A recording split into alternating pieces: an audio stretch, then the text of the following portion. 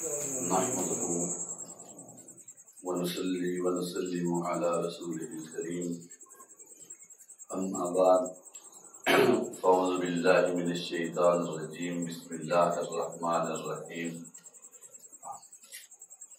واتقوا الله واتقوا الرسول لعلكم ترحمون صدق الله العظيم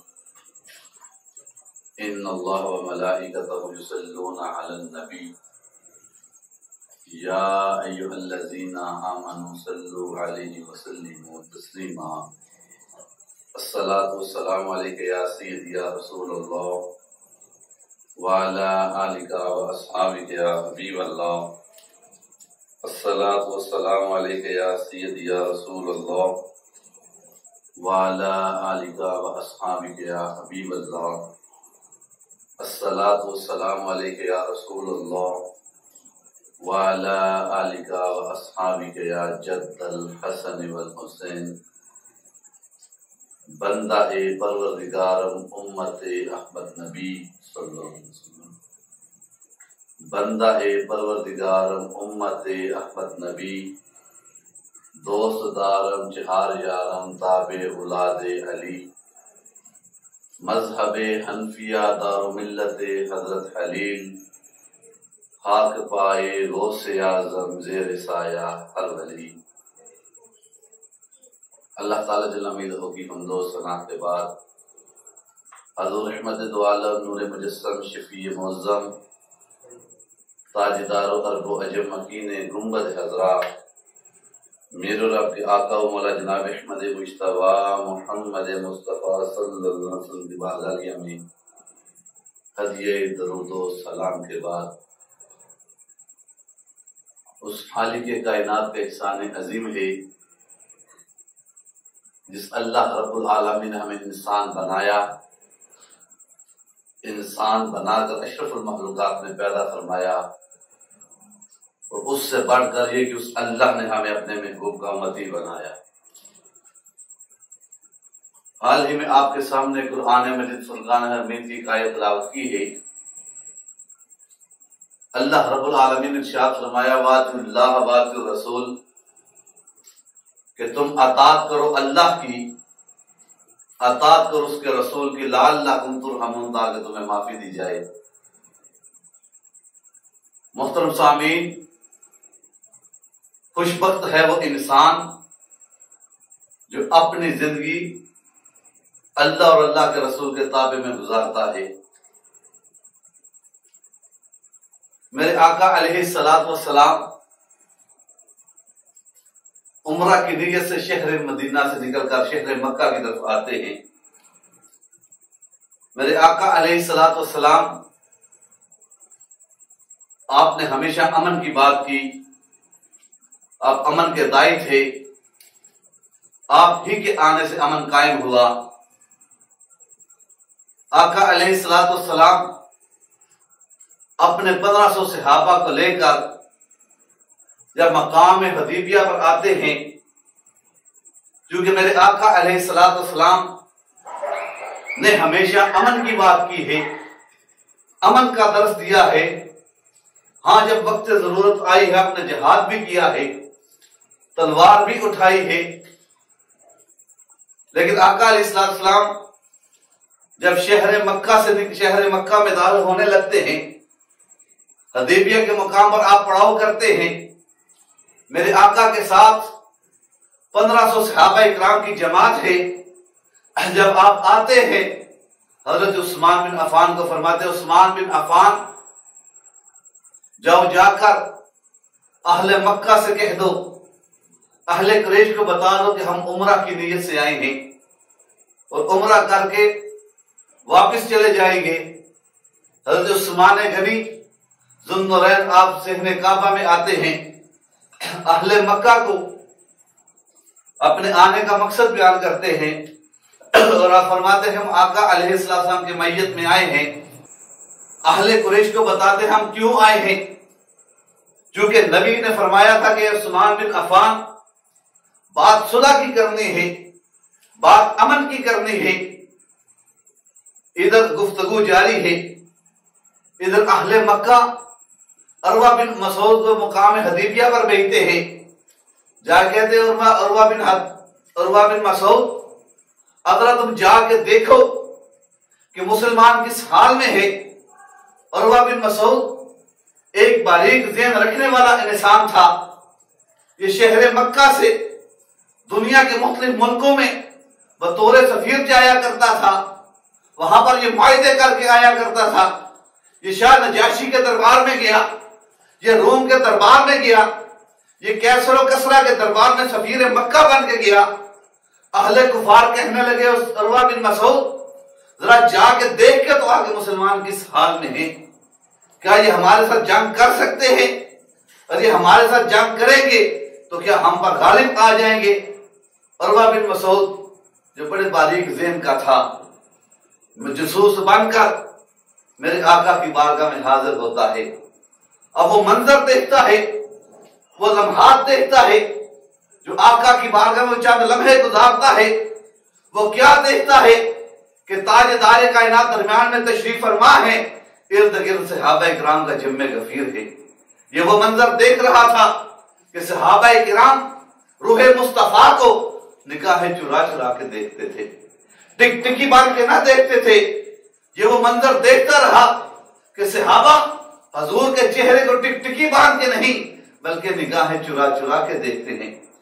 फिर वो देख रहा था कि मेरे आका अलैहिस्सलाम जब वुजू बनाने लगते हैं, सहाबाए किराम आपका मुस्तअमल इस्तेमाल शुदा जो पानी है जो इस्लाम में हराम मकरूह है, किसी का इस्तेमाल हुआ पानी दूसरा बंदा इस्तेमाल नहीं कर सकता, ये फिका का मामला है। लेकिन यहां वो देख रहा था कि मेरे आका वुजू फरमा रहे थे, सहाबा नीचे हथेलियां किए हुए थे। मेरे आका का वो वुजू का मुस्तअमल सहाबा जमीन पे नहीं गिरने दे रहे थे। मेरे आका अलैहिस्सलाम जब थूकते हैं वो लवाब दहन सहाबा की हथेलियों में होता है, जिसे वो अपने चेहरे और बदन पे मलता है। मेरे आका अलैहिस्सलाम जब किसी बात का हुक्म देते हैं फौरन तामील हो जाती है। इधर वो सारा मंजर देख रहा था, इधर उस्मान बिन अफ़ान से मक्का में गुफ्तगू हो रही थी। अहले मक्का ने कहा, उस्मान बिन अफ़ान तू हमारी बिरादरी का भी है, हमारा रिश्तेदार भी है, अब मायदा होने वाला है, तू मक्का में आ गया है, तू सहने काबा में आ गया है, तो काबे का तवाफ कर ले। उस्मान कह रहे हैं कि खुदा की कसम मैं उस वक्त तक इस काबे का तवाफ ना करूंगा जब तक मेरे आमना के लाल मेरे साथ ना होंगे। शरीयत कह रही थी, हर मसला कह रहा था, हजूर ने मना भी नहीं फरमाया कि उस्मान बिन अफ़ान मेरे बगैर काबे का तवाफ कर लेना। अब शरीयत भी इजाजत दे रही है, सब मामलात भी ठीक हो रहे हैं। अहले मक्का भी कह रहा है कि उस्मान सहने काबा का तो तवाफ कर ले। काबा भी कह रहा है कि उस्मान बिन अफ़ान 6 साल का अरसा बीत गया है। उस्मान भी कह रहा था जब मदीने में थे जंगे होती रही, सरिये होते रहे, दिल तड़पता रहा कि कब वो वक्त आएगा जब काबे का हम तवाफ करेंगे। आज काबा आंखों के सामने है, काबा कह रहा है कि उस्मान बिन अफ़ान आगे तो मेरा तवाफ कर ले। उस्मान को कौन सी चीज मना कर रही है? उस्मान को कौन सी चीज रोक रही है? शरीयत भी इजाजत देती है, मुस्तफा ने मना भी नहीं किया। अरे ये वही बात थी कि हजूर की अतार के बगैर काबे का तवाफ कैसे कर रहे थे। और आपने फरमाया कि मक्का सुन लो, और अल्लाह हजूर ने इसके बारे में क्या कहा कि ए रजा फैज है ये अहमद पाक का, ए रजा फैज है ये अहमद पाक का, वगरना हम क्या समझते कि वो खुदा कौन है। आपने फरमाया कुरैश मक्का सुन लो, हमें तो इस काबे का पता ही तब चला जब हमें आमिना के लाल ने बताया है। इधर ये बातें हो रही है, इधर अरवा बिन मसूद वापस आता है। सुलह हदीबिया के बाद सहने काबा में मजमा लगता है, सारे कुफार तशरीफ फरमा है। अहले कुरैश पूछते अरवा बिन मसूद बताओ कि मुसलमानों का क्या हाल है। वो कहने लगे कुरैश मक्का सुन लो, खुदा की कसम मैं बड़े बड़े बादशाहों के दरबारों में गया हूं, मैं शाह रोम के दरबार में गया हूं, मैं कैसर और कसरा के महल में गया हूं, मैं रोम शाह नजाशी के दरबार में गया हूं, میں بڑے بڑے بادشاہوں کے دربار میں گیا ہوں، خدا کی قسم میں نے آج تک ایسے کسی کے صحاب نہیں دیکھی جیسے محمد کے صحاب ہیں صلی اللہ علیہ وسلم۔ پھر وہ بیان کرنے لگا کہ میں نے دیکھا کہ مقام حدیبیہ پر مسلمان اپنی نگاہیں چرا چرا کر چہرے مصطفیٰ کو دیکھ رہے تھے۔ میں دیکھ رہا تھا کہ مسلمانوں کے نبی جب کسی بات کا حکم دیتے فوراً تعمیل ہو جاتی، جب آپ تھوکتے وہ لوابدن صحابہ کی ہتھیلی پر ہوتا، آپ کا مستعمل ماں صحابہ کی ہتھیلی پر ہوتا، حجام آتا ہے بال بناتا ہے منہ مبارک صحابہ کی ہتھیلی پر ہوتا ہے۔ اے قریش مکہ سن لو، خدا کی قسم جو لوگ اپنے نبی کے جسم کے ساتھ لگنے والے پانی کو زمین پہ نہیں گرنے دیتے، تم نے یہ کیسے سوچ لیا کہ تم اس کا خون بہاؤ گے؟ تم نے یہ کیسے سوچ لیا تم اس کا خون بہاؤ گے؟ سامعین قدر، آج ضرورت اس امر کی ہے کہ جو منظر چشمان فلک نے حدیبیہ کے مقام پہ دیکھا تھا، آج وہ منظر ہمیں نظر نہیں آتا، آج وہ حضور کی محبت ہمارے دلوں میں نہیں رہی۔ ضرورت اس امر کی ہے کہ آج سے اسی محبت کو بحال کیا جائے۔ امام بخاری شرح کرمانی بخاری شریف کی شرح لکھتے فرماتے ہیں کہ جب آقا علیہ السلام کا ظاہری وصال ہو گیا، بظاہر آپ پردہ فرما گئے، حقیقت میں آج بھی آپ گنبد حضرا میں زندہ ہیں، اللہ کے اذن سے ہماری دستگیری بھی فرما رہے ہیں، ہماری رہنمائی بھی فرما رہے ہیں، آپ ہمارے سب کچھ کر رہے ہیں، بظاہر ایک پردہ ہے۔ اگر آج بھی آنکھ ابو بکر و عمر کی ہو تو صاحب مکین گنبد حضرا کا فیض آ رہا ہے، اگر نظر ابو جہل ابو لہب کی تو وہاں فیض نہیں آتا، بات آگے نکل جائے گی۔ امام ابن ساکر فرماتے ہیں، امام بخاری کی شرح لکھتے ہوئے آپ فرماتے جب آقا علیہ السلام کا بظاہر وصال ہو گیا، حضرت بلال حبشی نے شہر مدینہ چھوڑنے کا ارادہ کر لیا، حضرت ابو بکر صدیق امیر المومنین نائب رسول خلیفۃ الرسول حضرت ابو بکر صدیق فرمانے لگے کہ اے بلال، میں تمہیں حکم آپ سے کہتا ہوں کہ آپ جس طرح پہلے مسجد نبوی میں اذان دیتے تھے، آج بھی اسی طرح حضور کی مسجد میں اذان دیا کرو۔ آپ فرمانے لگے بھائی صدیق، اگر آپ نے مجھے اپنے لیے خریدا تھا تو مجھے روک لیں، اور اللہ اور اللہ کے رسول کی رضا کی خاطر خریدا تھا مجھے میرے حال پہ چھوڑ دیں، اس لیے کہ اب شہر مدینہ میں رہنا میرا دشوار ہو گیا ہے۔ جب میں اذان پڑھتا ہوں، جب کلمہ اشہد ان محمد رسول اللہ پہ پہنچتا مجھے چہرہ مصطفیٰ نظر نہیں آتا، مجھے آقا کی لیب والی زلفیں نظر نہیں آتی، مجھے وہ سونا مکھڑا نظر نہیں آتا، اب میں شہر مدینہ میں نہیں رہ سکتا۔ آپ یہ کہہ کر شام کے شہر حلب میں چلے گئے۔ 6 ماہ کا عرصہ گزرتا ہے، جب رات کو سوتے ہیں سر کی آنکھیں بند ہوتی ہیں، دل کی آنکھیں کھلتی ہیں، وہ کملی والا آ جاتا ہے۔ میرے آقا فرماتے ہیں بلال، تمہارا جی نہیں چاہتا ہم سے ملنے کو، بس آقا کو وہ چہرہ دیکھنا تھا، آقا کی پیاری آواز کانوں میں آنی تھی، رات کا آخری پہر تھا، اسی وقت بیدار ہوتے ہیں، اونٹنی پہ سوار ہو کر حلب سے شہر مدینہ کی طرف روح کرتے ہیں، وہاں سے پکارنا شروع کرتے ہیں لبیک یا رسول اللہ، لبیک یا رسول اللہ، لبیک یا رسول اللہ۔ وہاں سے یہ صدائیں لگاتے ہوئے شہر مدینہ میں دن کے اجالے میں آتے ہیں۔ ظہر کا وقت قریب تھا جب آپ پہنچتے ہیں، کبھی حضرت ام سلمہ کے حجرے میں دیکھتے ہیں، کبھی نام صفیہ کے حجرہ میں دیکھتے ہیں، کبھی میمونہ کے حجرہ میں دیکھتے ہیں، آخر میں عائشہ کے حجرہ میں آتے ہیں، مسجد نبی میں دیکھتے ہیں، ہر مقام پر میرے آقا کو تلاش کرتے ہیں، میرے آقا نظر نہیں آتے۔ آخر کار میرے اماں عائشہ کے حجرے میں آتے ہیں جہاں گنبد حضرا ہے، میرے آقا کی تربت پہ اپنا سر رکھ کے رونا شروع کرتے ہیں، عرض کرتے ہیں یا رسول اللہ، آپ نے کہا تھا کہ اے غلام آ کے مل جاؤ، غلام آ گیا ہے، اب تو چہرہ دکھا دو، اب تو اپنا مکھڑا دکھا دو۔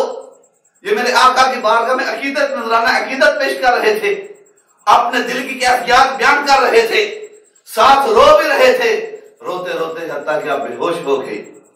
اتنی دیر میں سارے شہر مدینہ میں اطلاع ہو گئی کہ موذن رسول بلال حبشی آ گئے ہیں، موذن رسول بلال حبشی آ گئے ہیں۔ سارے مدینہ کے لوگ دوڑے دوڑے مسجد نبوی میں آتے ہیں، آ کے عرض کرتے ہیں بھائی بلال 6 ماہ کا عرصہ بیت گیا ہے، تمہاری آواز نہیں سنی، ہمارا جی چاہتا ہے کہ آج ہمیں وہی اذان سنا دو جو حضور کو سنایا کرتے تھے۔ بلال معذرت کرتے ہیں، حضرت عمر بن خطاب بھی آتے ہیں، آپ بھی فرماتے ہیں، آپ انکار کرتے ہیں، صحابہ مشورہ کرتے ہیں جو پہلے حسنین کریمین کو لے آؤ۔ جب حسنین کریمین آئیں گے بلال انکار نہیں کریں گے۔ جب شہزادہ امام حسن اور امام حسین آتے ہیں، صحابہ عرض کر رہے تھے اور جن کے بارے میں حضور نے فرمایا ہازان سیدان و اہل الشباب الجنہ کہ یہ میرے دونوں شہزادے جنت کے نوجوانوں کے سردار ہیں۔ اب آپ آتے ہیں، آپ کہتے ہیں چچا بلال آج وہی اذان سنا دو جو نانا جان کو سنایا کرتے تھے۔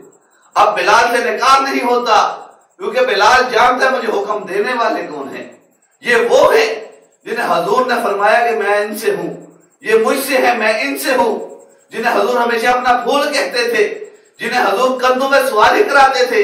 آج وہ حسنین آئے ہیں، اور حسنین وہ ہیں کہ جب شہزادہ امام حسن کو ایک صحابی ہرنی تحفہ پیش کرتے ہیں، حسین آتے ہیں کہتے ہیں بھائی حسن یہ ہرنی مجھے دے دو۔ آپ فرمانے لگے بھائی میرا نانا بڑا صحیح ہے، نانا کی بارگاہ میں جاؤ، نانا جان سے تقاضا کرو، نانا جان تمہیں بھی ہرنی کا تحفہ دیں گے۔ جب حضرت امام حسین حضور کی بارگاہ میں آئے، آگے عرض کرتے ہیں یہاں تک کہ بچوں کی عادت ہوتی ہے رونا، جب میرے مولا حسین رونے کے قریب پہنچتے ہیں، جنگل سے دوڑتی ہرنی آتی ہے، آگے عرض کرتے ہیں حضور جو پہلے بچہ آپ نے امام حسن مجتبی کو دیا ہے وہ بھی میرا ہے، میں دوسرا بچہ لے کے آئی ہوں، میں اپنے بچوں کی جدائی برداشت کر سکتی لیکن حسین کا رونا برداشت نہیں ہوتا مجھ سے، کیونکہ بلال جانتے تھے یہ وہ حسین ہے کہ جس کے بارے میں حضور نے فرمایا ہازان سیدان اہل الشباب الجنہ۔ بات لمبی ہوگی، اب حضرت امام حسن اور امام حسین کہتے ہیں اے چچا بلال آج ہمیں وہی اذان سنا دو جو نانا جان کو سنایا کرتے تھے۔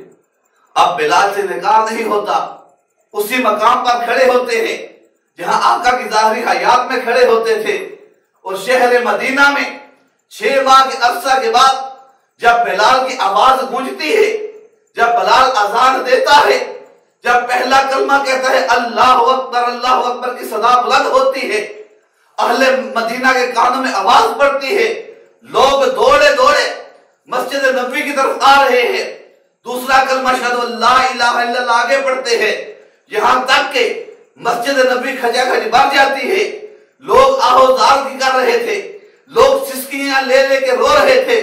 اب بلال آگے کلمہ پڑھتا ہے اشہد ان محمد رسول اللہ۔ جب آپ یہ کلمہ پڑھتے ہیں چہرے مصطفیٰ نظر نہیں آتا، وہ روح مصطفیٰ نظر نہیں آتا، آپ بے ہوش ہو کے نیچے گر جاتے ہیں۔ اور لوگوں نے لکھا کہ حضور کے وصال کے بعد یہ 6 ماہ بعد پہلا وہ دن تھا کہ لوگ اس طرح روئے اور لوگوں کو یوں محسوس ہو رہا تھا جیسے حضور دوبارہ تشریف لے آئے ہیں۔ اور قلندر لاہوری علامہ اقبال نے اس کو اپنے انداز میں یوں کہا کہ نماز اس کے نظارے کا ایک بہانہ بنی، نماز اس کے نظارے کا ایک بہانہ بنی، ادائے دید سراپا نیاز تھی تیری، کسی کو دیکھتے رہنا نماز تھی تیری۔ کہ سامعین قدر یہ وہ ہستیاں ہیں جو اس قرآن کی آیت میں پورا واطیعوا اللہ واطیعوا الرسول لعلکم ترحمون، کہ یہ وہ ہستیاں ہیں کہ جنہوں نے اللہ کی اطاعت کی، اس کے رسول کی اطاعت کی، اور جب ان لوگوں نے اللہ اور اللہ کے رسول کی اطاعت کی، اللہ نے دنیا میں بھی کامیابیاں عطا فرمائی، آخرت میں بھی کامیابیاں عطا فرمائی۔